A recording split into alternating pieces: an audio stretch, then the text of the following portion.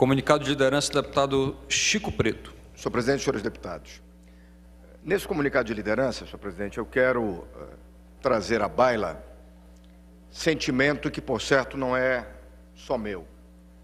É o sentimento de muitos que compõem a bancada majoritária nessa casa. E o sentimento tem a ver com a decisão que o Congresso Nacional, mais precisamente o Senado da República, tomou no dia de ontem. A PEC da música é um fato que permite a este Estado e aos seus representantes algumas elucubrações. Primeiro, eu começo a duvidar claramente do compromisso da Dilma com a Zona Franca de Manaus.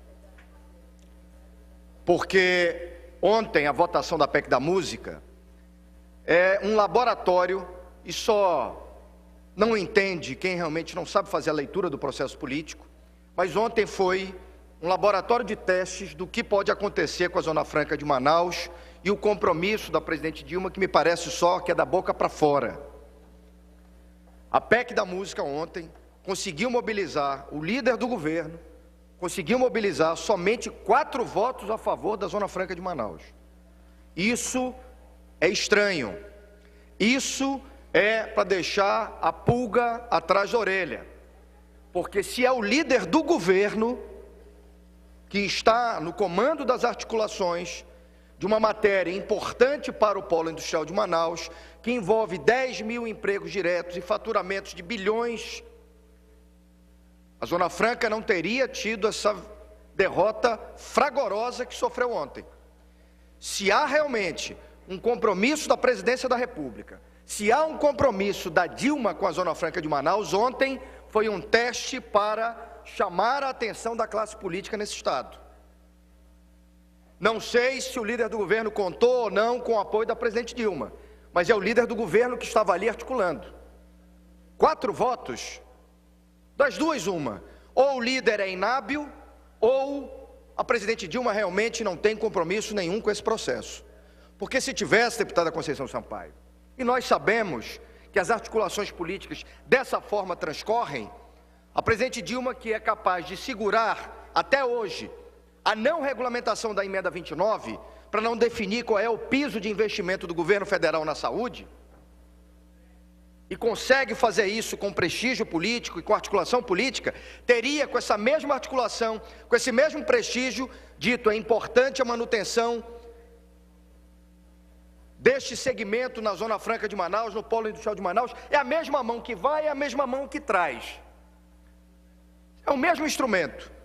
E esta derrota do polo industrial de Manaus, que obriga agora o Estado do Amazonas e, por certo, a Assembleia, a tomar uma posição política para defender 10 mil empregos diretos num importante segmento da nossa indústria, que é o segmento de produção de CD, de DVD, de artefatos da indústria de audiovisual. Este episódio, no Senado da República, me deixa com as barbas de molho. Repito, ou o líder não teve habilidade, aí a tese do deputado José Ricardo, ou o líder foi jogado na água.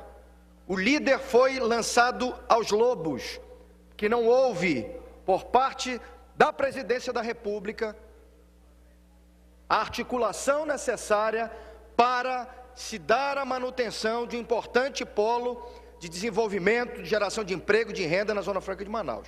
Esta é a conversa, este é o papo reto, sem subterfúgios. A presidência da República, que enviou para o Congresso Nacional um projeto de prorrogação da Zona Franca, até hoje desconheço os movimentos políticos que possam nos dar o horizonte da certeza, deputado Abdala, de que até o final do ano nós tenhamos a prorrogação da Zona Franca por mais 50 anos. Ano que vem é ano político. Ano que vem é ano eleitoral. Dificilmente uma matéria dessa encontra ambiente político favorável para aprovação em ano de eleição. E se até hoje a presidente não se mobilizou para honrar com seu compromisso, honrar com o compromisso dela para com a Zona Franca de Manaus, eu começo a ficar com as minhas barbas de molho. Começo a acreditar que o compromisso é falácia. Começo a acreditar que o compromisso é para inglês ver. Começo a acreditar que o compromisso é conversa fiada. Porque nós sabemos que a presidência da República, com a bancada que é articulada a partir do seu partido, tem peso para decidir questões dessa magnitude. E por que até hoje não decidiu? E por que até hoje o Amazonas ainda se vê, e o Polo Industrial de Manaus, e o povo de Manaus, o povo do Amazonas, se vê sôfrego, ansioso, temerário de uma não prorrogação? Por que até hoje a prorrogação da Zona Franca não entrou em pauta? Vejam, a extensão dos incentivos da Zona Franca está com um parecer contrário nesse momento. O parecer para a extensão dos incentivos da Zona Franca para a região metropolitana tem parecer contrário. Eu não me recordo quem é o deputado do partido, mas, se não me falha a memória, esse partido é da base aliada. E qual é o peso da articulação da presidente? Qual é o compromisso da presidente Dilma com esse processo? É simplesmente formal? Eu mando e o Congresso decide? Ou é um compromisso para valer? Ou é um compromisso a ferro e fogo da importância econômica, estratégica, política, ambiental do Polo Industrial de Manaus?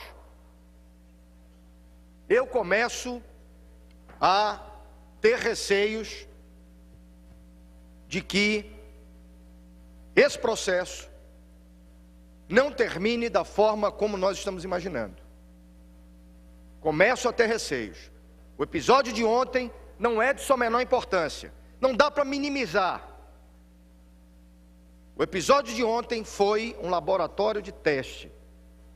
A votação da PEC da música e as consequências agora para esse processo, de todas as ordens, econômica, social, política, são preocupantes para o Estado do Amazonas. E isso por duas razões.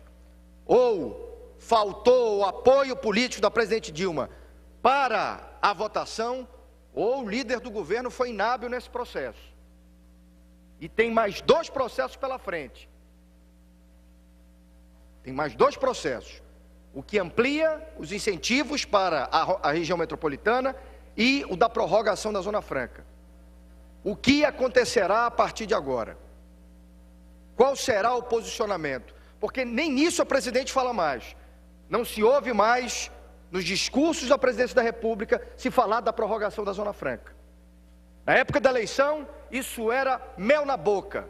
Agora, nem se ouve mais falar, nem a sua equipe mais fala sobre o assunto. O ministro Pimentel veio aqui e sequer, deputado Josué, vou concluir, mencionou a questão. Aliás, foi a primeira vez em 3 anos que o ministro Pimentel veio à Zona Franca. Algo estranho também. Algo estranho desse comportamento estranho esse. Ou não, para quem teimava em não acreditar naquilo que se dizia. Contudo, a minha manifestação vem no sentido de desnudar esse processo e, de forma muito clara, deixar a minha manifestação ainda muito próximo do repúdio, mas de alerta. O episódio de ontem foi um laboratório de testes para outras batalhas que nós enfrentaremos. E eu saio da tribuna não tendo a certeza de que nós contamos com o apoio da presidência da República e de toda a sua articulação política para dar ao Amazonas aquilo que o Amazonas merece do ponto de vista histórico e do ponto de vista econômico, ambiental, social, político. Deixo a tribuna sem ter essa certeza. E essa certeza incomoda, a falta dessa certeza incomoda a todos.